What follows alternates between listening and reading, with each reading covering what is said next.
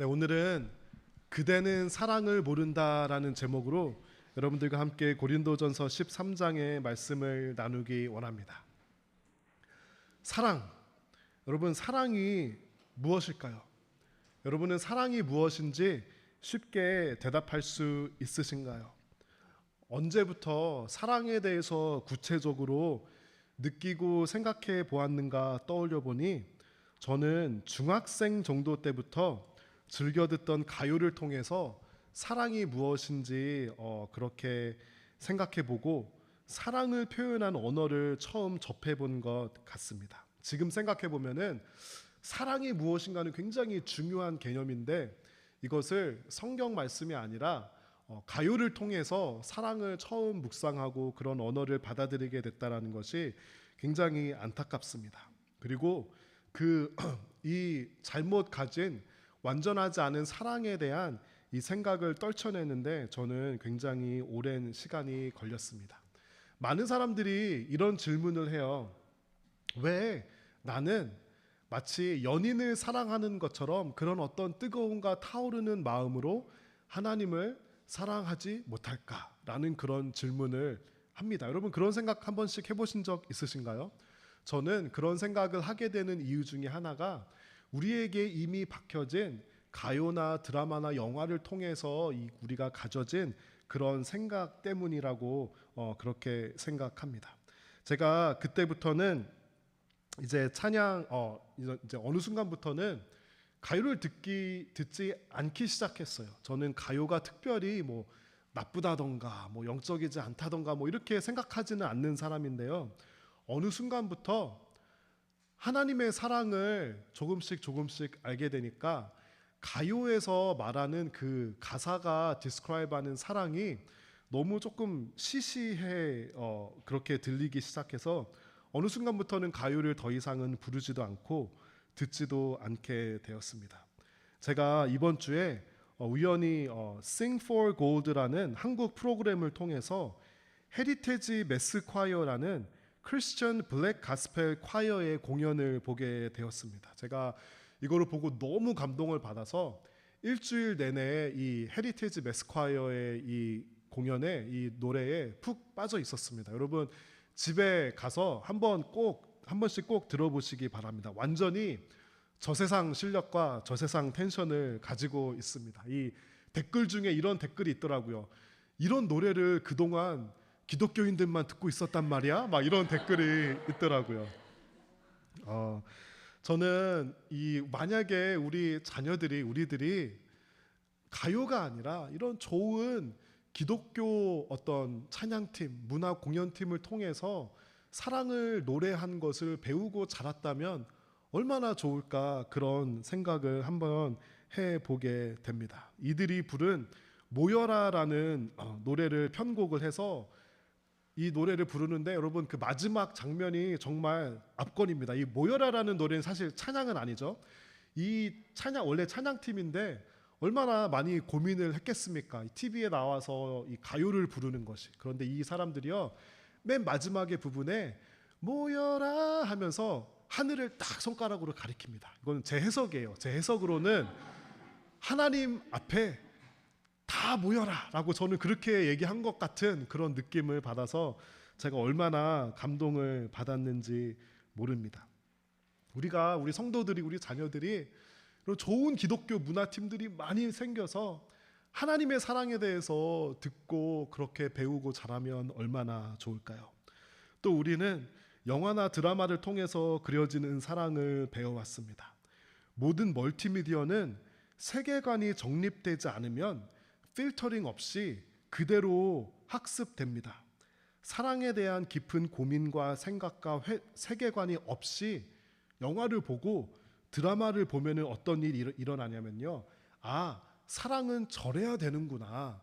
사랑은 이런 것이구나 라는 것이 우리 안에 학습되게 됩니다. 그런데 영화와 현실은 다릅니다. 그렇죠? 영화와 드라마의 주인공은 항상 멋진 외모를 가지고 있고 드라마틱한 스토리에 의한 그런 사랑에 길들여진 사람은 영화와 드라마의 사랑과 현실의 사랑이 다를 때 거기에 만족하지 못하고 좌절합니다. 조금 더 나이가 들고 사랑에 대한 고민이 참고로 저에게 많은 감동을 주었던 영화는 내 머릿속에 지우개입니다. 하지만 성경적인 사랑은 아닙니다. 조금 더 나이가 들고 사랑에 대한 고민이 깊어졌습니다. 이제는 가요나 드라마나 영화에 나온 사랑뿐만 아니라 믿음 안에서 하나님께서 기뻐하시는 연애와 사랑을 해봐야 되겠다라는 그런 마음이 강해졌습니다. 교회 좀 다니는 청년들 중에서는 아마 여러분들도 이런 걸 아마 많이 해보셨을 것 같아요. 배우자를 위해서 기도하는, 사실은 내가 이기적으로 원하는 배우자 상을 막 적어놓고 그거 놓고 기도하기, 여러분 해보신 적 있으신가요? 고백하기 전에 30일 동안 새벽 기도하기, 누구랑 교제하기 전에 그 응답을 어떻게 받는지는 모르겠어요. 하나님께 응답을 받고 교제하기, 또 믿음 안에서 하는 연애에 대한, 교제에 대한 책을 같이 읽고 공부하기, 이런 것들이 한참 유행했던 그런 적이 있었습니다. 저도 그럼 내가 그리스도인의 연애에 대해서 미리 좀 공부를 해놓아야 되겠다 하고 제가 우리 사랑할까요? 또 연애 공식 같은 당시에 유명하던 결혼 전에 청년들이 읽던 그런 책들을 저도 읽고 이렇게 줄쳐가면서 열심히 공부를 했습니다. 그 연애 공식이라는 그 책을 쓰신 분이 금병달 목사님과 김정진 그 간사님 이제 부부이신데, 저 책을 제가 굉장히 감명 깊게 읽었어요. 제가 이제 선교를 가고 있다가 그 선교 버스에 저 책을 쓰신 그 부부 목사님의 아들이 그 버스에 타고 있다는 것을 알게 됐어요. 제가 이제 그 친구랑 일부러 이제 친해진 다음에 나중에는 굉장히 친한 친구가 됐어요. 제가 이 친구한테 너네 부모님 좀 만나게 해줘. 내가 이 책을 읽고 너무 크리스천의 연애에 대해서 궁금한 것들이 많아. 그러니까 그 친구가 저한테 뭐라고 그랬는지 아십니까? 형, 그런 거 다 믿지 마. 거기 써 있는 대로 다 안 돼. 우리 엄마 아빠도 그렇게 못 살아. 저한테 그러더라고요. 여러분, 그럼에도 불구하고 정말 사랑이 무엇일까? 기독교인으로서 내가 어떤 사랑을 가지고 살아야 할까라는 그런 고민을 끊임없이 가지고 또 그런 사랑이 무엇인지 알고 싶다는 열망을 가지게 되었습니다. 결혼을 하고 첫 번째 아이를 가지게 되자 사랑에 대한 새로운 디멘션이 열렸습니다. 처음으로 하나님 아버지의 사랑이 무엇인지 아주 조금 이해할 수 있을 것 같았습니다. 아마 아빠의 사랑은 엄마의 사랑과는 조금 다른 것 같아요. 보통 엄마들은 아이가 물론 너무 예쁘고 귀엽고 이런 게 당연하지만 저는 뭔가 이런 사랑을 많이 느꼈습니다. 내가 무슨 일이 있더라도 나의 모든 능력을 다해서라도 이 아이를 지켜줘야 되겠다, 책임져야 되겠다, 내가 이 아이가 뭐 어떻게 되던 간에 끝까지 책임지겠다라는 그런 마음이 처음으로 들게 되었습니다. 그 전에는 나의 청춘이 중요했고 나의 시간이 중요했고 내가 이루고 싶은 꿈이 중요했는데 다른 존재를, 다른 누군가를 위해서 나의 청춘과 나의 시간과 나의 꿈을 포기하고 희생하고 헌신하는 그런 사랑의 마음을 처음 배우게 되었습니다. 그리고 셋째가 태어났습니다. 제가 자랑하는 것 같아서 딱 한마디만 드리고 더 이상 하지 않겠습니다. 셋째를 낳아보지 않으신 분들은 사랑을 아직도 모릅니다.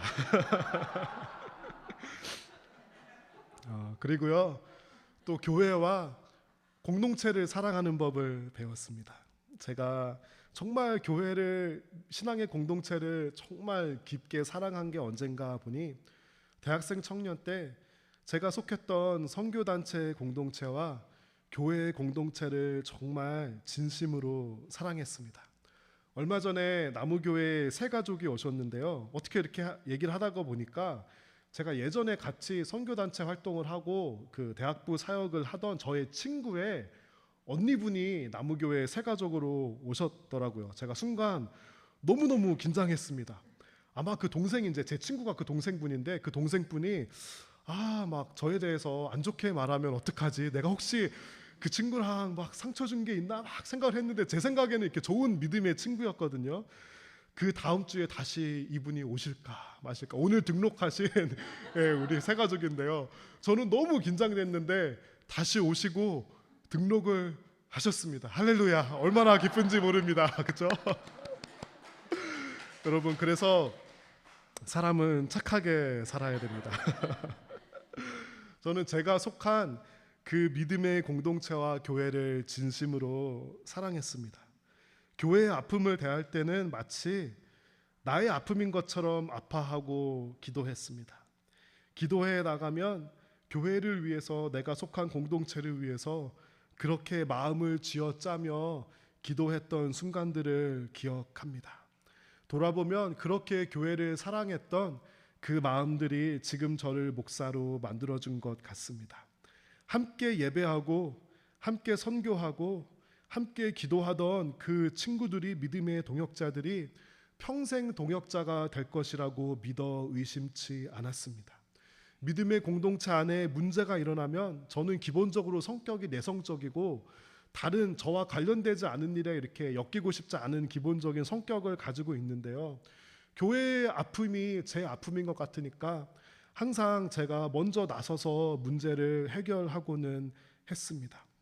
그런데 시간이 지나고 보니 나는 진심이었고 나는 정말 젊음을 다 바치고 공동체와 교회를 사랑했는데 때로는 그 소중한 시간들과 순간들을 폄하하고 별로 가치 없게 여기고 잊어버리고 싶어하는 사람들도 있다는 것을 듣게 되었을 때는 정말 마음이 아팠습니다. 나만 교회를 그렇게 사랑했나? 나만 함께 예배하고 신앙생활했던 사람들과 순간들이 그렇게 소중했던 것일까? 나만 짝사랑했던 것일까? 지금도 그 교회와 신앙 공동체를 향한 눈물과 기도와 사랑했던 그 순간들을 저는 매우 소중하게 기억합니다. 제가 목회자로 사역하면서 하나님께서 맡겨주신 사람들을 사랑하는 법을 조금씩 배웠습니다. 나의 가족과 나의 친구가 아닌 사람들을 사랑하는 법을 조금씩 배웠습니다. 성경에 보면은 잃어버린 양에 대한 비유가 나옵니다. 100마리의 양이 있는데 99마리는 목자와 잘 함께 있는데 한 마리의 양이 길을 잃어버린 겁니다. 그 목자는 어떻게 하죠? 잃어버린 한 마리의 양을 찾아 나섭니다. 그 목자의 마음을 제가 조금이라도 배울 수 있게 되었습니다. 한 번은 제가 사역하던 부서에서 수련회를 갑니다. 수련회는 제가 가장 기다리고 행복해하는 그런 시간입니다. 수련회가 우리가 다른 데 가서 먹고 자려고 하려면 많은 비용이 들고 불편하지만 저는 굉장히 수련회가 중요하다고 생각하는 사람 중에 하나입니다. 그곳에서 2박 3일을 함께 지내며 예배하면 마음이 열리기 때문입니다. 마음이 열렸을 때 드린 예배와 가진 만남과 그곳에서 나눈 대화는 인생을 뒤흔들 만한 힘이 있고 또 그런 기회가, 좋은 기회가 바로 수련회입니다. 젊은이들과 수련회를 가면 얼마나 행복하지 모릅니다. 밤에 기도하고 이야기도 하고 고민 상담도 하고 연애 상담도 하고 너무나도 행복한 시간입니다. 그런데 이제 새벽 한 2-3시가 되면은 애들이 가서 자는데 어떤 친구가 방에 가지 않고 쭈뼛쭈뼛 거리면서 계속 끝까지 마지막까지 남아서 서 있는 겁니다. 그래서 이제 뭔가 할 말이 있는 것 같아서 그 친구에게 다가가니까 그 친구가 저한테 조그만 카드를 건넵니다. 이게 무슨 카드냐고 물어보니까 이 친구가 저한테 이렇게 말하는 겁니다.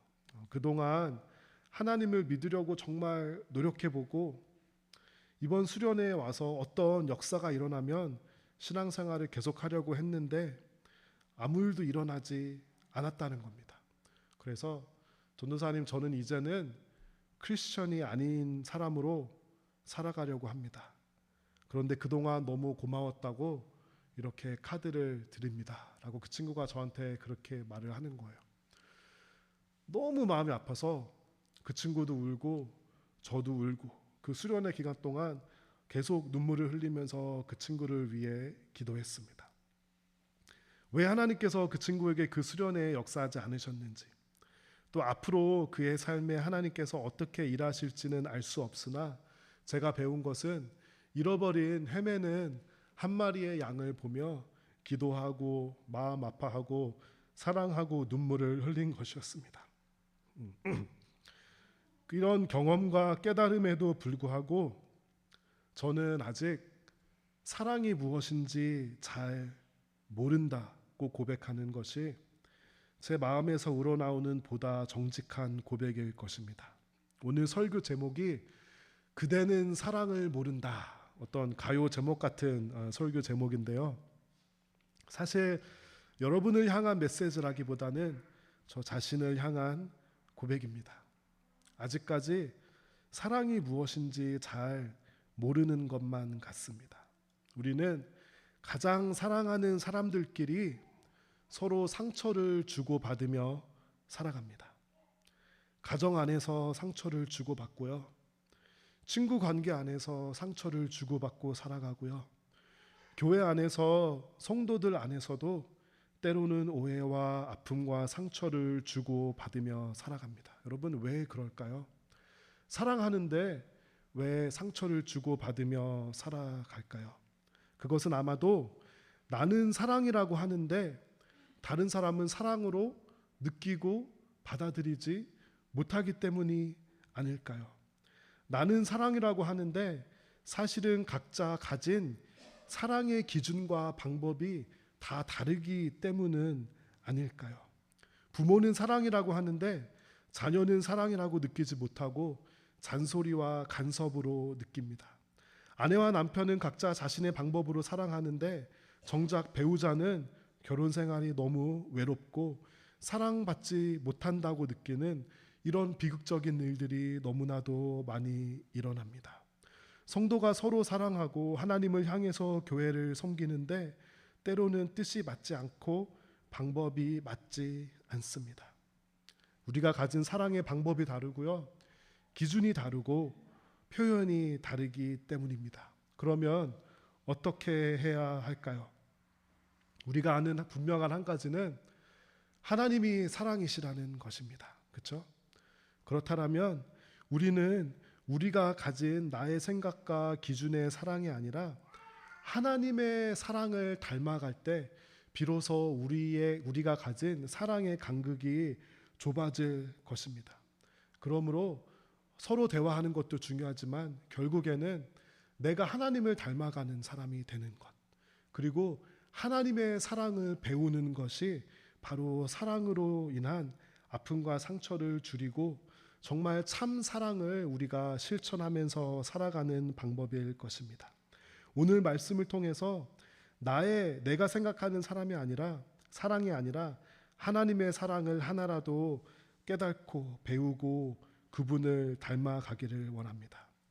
오늘 본문으로 설교를 전한다는 것이 사실은 불가능하다고 느껴집니다. 너무 깊은 내용이 너무나도 많기 때문입니다. 하나로 좁힐 수가 없습니다. 그래서 오늘 본문을 그냥 쭉 다 같이 읽고 그냥 짧게 묵상을 나누기 원합니다. 우리 1절부터 8절까지 다 함께 한 목소리로 쭉 읽어봤으면 좋겠습니다. 내가 사람의 방언과 천사의 말을 하더라도 내게 사랑이 없다면 나는 울리는 종과 시끄러운 꽹과리와 다를 게 없습니다. 내가 예언하는 선물을 받고 모든 비밀과 모든 지식을 헤아리고 또 산을 옮길 만한 믿음을 가지고 있다 하더라도 내게 사랑이 없다면 나는 아무것도 아닙니다. 내가 내 모든 재산을 나누어 주고 내 몸을 불사르게 내어준다 하더라도 사랑이 없으면 내가 얻는 것은 아무것도 없습니다. 사랑은 오래 참습니다. 사랑은 친절합니다. 사랑은 시기하지 않습니다. 사랑은 자랑하지 않습니다. 사랑은 교만하지 않습니다. 사랑은 무례히 행동하지 않습니다. 사랑은 자기 유익을 구하지 않습니다. 사랑은 쉽게 성내지 않습니다. 사랑은 원한을 품지 않습니다. 사랑은 불의를 기뻐하지 않고 진리와 함께 기뻐합니다. 사랑은 모든 것을 덮어주며 모든 것을 믿으며 모든 것을 소망하며 모든 것을 견뎌냅니다. 사랑은 영원합니다. 예언은 있다가도 없고 방언은 있다가 그치며 지식도 있다가 사라질 것입니다. 사람이요, 방언과 천사의 말을 한다고 하더라도, 아무리 언변이 뛰어나고 성경을 줄줄 외우고 방언을 하고 옳은 말을 하더라도 사랑이 없으면 울리는 종과 시끄러운 꽹과리와 다를 것이 없습니다. 소리는 있는데 그 소리 안에 아무 의미가 없고 그 안에 메시지가 없고 감동이 없는 것입니다. 예언을 하고 이 세상의 모든 성경의 비밀과 지식을 가지고 있고 심지어 믿음도 좋은 사람이 있습니다. 믿음과 실력을 동시에 가진 사람, 우리는 바람직한 성도, 나무랄 데 없는 성도라고 하는데요, 그 안에 사랑이 없다면 아무것도 아닙니다. 어떤 사람이 있다고 가정해 봅시다. 전 재산을 팔아서 가난한 사람들을 위해서 나누어 줍니다. 집도 팔고 비즈니스도 팔고 차도 팔아서 가난한 사람들에게 나누어 주고요, 헌금하고 선교지로 오지로 가서 떠납니다. 내 몸을 아끼지 않고 갈아 넣어서 다른 사람들을 위해 철저히 이타적인 삶을 삽니다. 사람들은 박수치고 칭찬합니다. 저게 진짜 기독교 믿음이야 라고 환호합니다. 그러나 그 안에 사랑이 없다면 하나님이 보시기에는 아무것도 아닙니다. 사랑은 오래 참고 친절합니다. 사랑은 시기하지 않고요, 사랑은 자랑하지 않습니다. 자랑하고 교만하는 순간 사랑이 아니라 자기애가 되어 버립니다. 나의 믿음과 신앙생활과 열심이 자랑과 교만이 된다면 사랑을 모른다는 큰 증거입니다. 사랑은 무례하지 않습니다. 저도 굉장히 찔리는데요, 김동훈 목사님이 이렇게 말씀하시더라고요. 부모들은 자녀에게 옳은 말을 기분 나쁘게 하는 은사를 가지고 있다.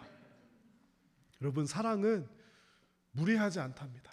우리 부모가 자녀들에게 옳은 말을 하는데 너무 무례합니다. 사랑은 자기 유익을 구하지 않습니다. 사랑은 화내지 않고 사랑은 원한을 품지 않습니다. 우리 사람들은요, 원한이 있으면은 돌에다가 새기고요, 은혜가 있으면 물에다 새깁니다. 물에 새기면 금방 없어지죠. 돌에 새긴 건 안 없어지죠. 내가 은혜를 받은 거는 물에 새겨서 금방 잊어버리고 말고요, 내가 상처받고 아픈 것은 돌에 새겨서 그걸로 묵상하고 큐티하고 평생 갑니다. 그런데 사랑은 원한을 마음에 품지 않습니다. 사랑은 불의를 기뻐하지 않고 진리와 함께 기뻐합니다. 사랑은 불의를 그냥 넘어가지 않습니다. 사랑은 내가 손해를 보더라도 불의를 보면 그에 저항합니다. 그리고 사랑은 진리가 선포될 때, 복음이 행해지고 복음이 선포될 때 그것을 나의 기쁨으로 여깁니다. 사랑은 정의와 진리의 편에 섭니다. 우리가 죄와 불의와 거짓은 무섭게 저항해야 하지만 사랑은 사람의 실수와 부족함과 연약함은 덮어줍니다. 믿음을 버리지 않고요, 사람이 믿음의 대상은 아니지만 실패하고 넘어질 것을 알면서도 사랑은 믿어줍니다. 칠흑같이 어두운 곳에서도 소망하고요, 견뎌냅니다. 그래서 결국 사랑은 이깁니다. 우리 성도들은요, 이런 사람들이에요. 세상 사람들은 이렇게 생각합니다. 이 짧은 인생, 이렇게 짧은 인생 한번 잘 살아보세요, 한번 즐겨보세요 할 때 우리 성도들은 짧은 인생에서도 영원한 것을 발견하고 영원한 것을 추구합니다. 그렇죠? 이 세상의 것들과 지속되지 않는 것들과 영원한 것을 바꾸며 살아가는 사람이 우리 성도입니다. 왜냐하면 사랑은 영원하기 때문입니다. 지금까지 우리는 사랑을 모른다라는 조금 부정적일 수 있는 내용으로 여러분들과 설교를 나누었는데요, 그러나 동전에는 양면이 있고 반대면이 있습니다. 우리가 아직 사랑을 모른다라는 것에 동전의 반대면이 무엇인지 아십니까? 바로 우리 성도는 조금씩 사랑을 알아가고 배워가고 있는 사람이라는 것입니다. 우리가 하나님을 예배할 때, 하나님을 알아갈 때 하나님은 사랑이시다고 그렇게 말씀하셨죠. 우리가 하나님의 사랑을 알고 배워가고 있는 것입니다. 어느 순간 가요를 통해서, 영화를 통해서, 드라마를 통해서 학습되는 그 사랑을 우리가 어느 순간 거부하기 시작합니다. 하나님의 사랑에 대한 세계관이 생기기 시작합니다. 필터링하기 시작합니다. 그래서 어느 순간은 하나님의 사랑을 알고 싶다, 하나님의 사랑을 배우고 싶고 하나님의 사랑을 실천하고 싶다라는 그런 마음이 생기기 시작합니다. 우리가 비로소 하나님의 사랑을 점점 배우고 성숙해 가는 것입니다. 그래서 우리의 기도 제목은 하나님을 닮아가는 성도가 되게 하여 주세요. 하나님의 사랑을 닮아가는 성도가 되게 하여 주세요. 그것이 우리의 기도 제목이 되어야 합니다. 이번 주에 여러분께서 모아주신 헌금은 전액 볼리비아 의예나무 우병여 선교팀에 보내어집니다. 제가 제 기억으로는 이런 일들을 저희가 한 주 헌금을 모아서 드리는 일들을 한 4번 정도 한 것으로 기억이 나는데요.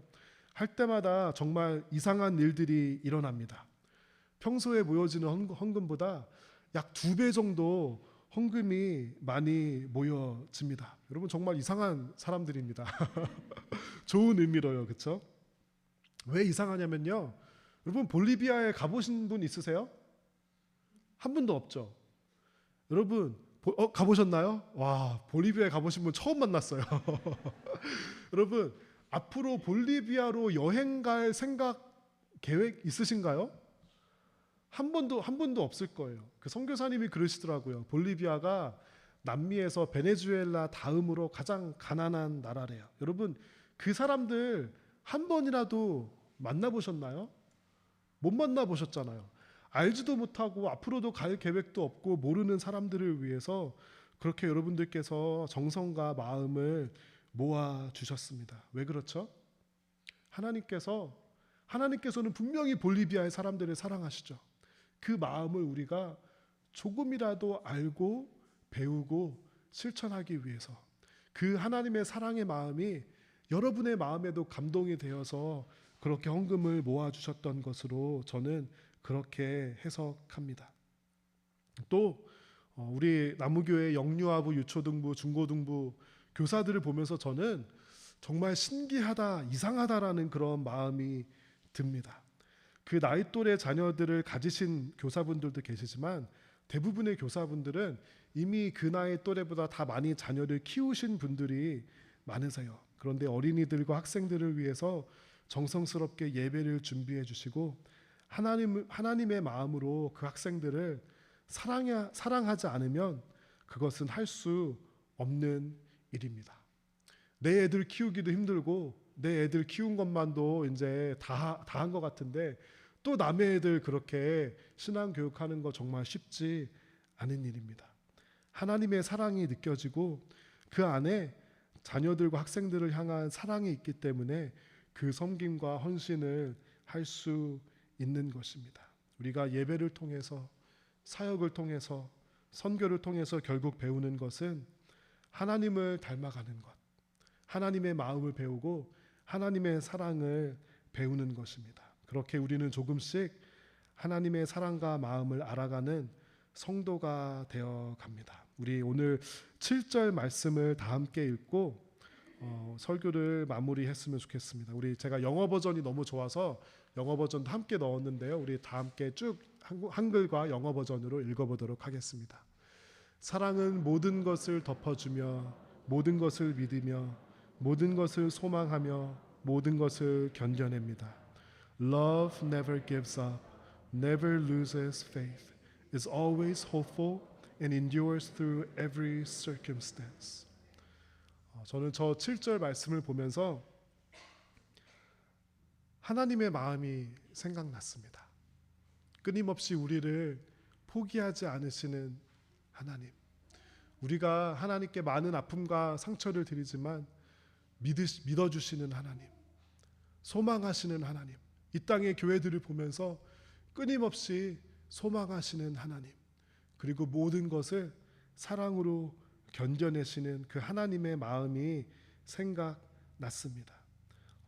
그래서 오늘 우리가 이 설교 후에 부를 여호와께 돌아가자라는 그 찬양이 생각이 났습니다. 그 찬양에서는 이렇게 고백합니다. 내 백성이 나를 떠나 돌아갔지만 내 사랑이 내 백성을 포기 못하니. 제가 아까 설교 전반에 말씀드린 하나님을 떠나 방황하는 사람들도 있고요, 길을 잃어버리고 예배의 자리를 떠난 하나님의 백성들도 있습니다. 그런데 하나님께서는요, 내 사랑이 내 백성을 포기 못하니 라고 그렇게 말씀하고 있습니다. 우리가 하나님의 사랑을 더욱 묵상하며 배우기 원합니다. 성도 여러분, 우리는 세상의 사랑을 학습하는 사람이 아니라 하나님의 사랑을 배우는 사람들입니다. 오늘 설교는 고린도전서 13장의 이 사랑에 대한 이 말씀을 제가 감히 다 담을 수가 없어서 사실 오늘 설교는 제가 봐도 굉장히 많이 부족한 설교였습니다. 여러분, 굉장히 부족한 설교였죠. 네라고 그렇게 하실까봐 굉장히 제가 긴장했는데 여러분 그렇게 안 해주셔서 감사합니다. 그렇지만 사랑을 어떻게 사람의 언어로 담을 수가 없었습니다. 오늘 이 부족한 설교를 여러분께서 오늘은 완성시켜 주셔야 합니다. 여러분께서 이번 한 주 내내 고린도전서 13장의 말씀을 묵상하고 암송해 주십시오. 그래서 오늘 이 부족한 설교를 여러분께서 이번 주 내내 완성해 주셔서 하나님의 사랑에 대한 이 아름다운 말씀이 한 주 내내 우리의 마음에 울려 퍼지기를 원합니다. 우리 찬양팀 나와주시고요. 우리 다 함께 일어서서 여호와께 돌아가자 찬양하면서 하나님의 사랑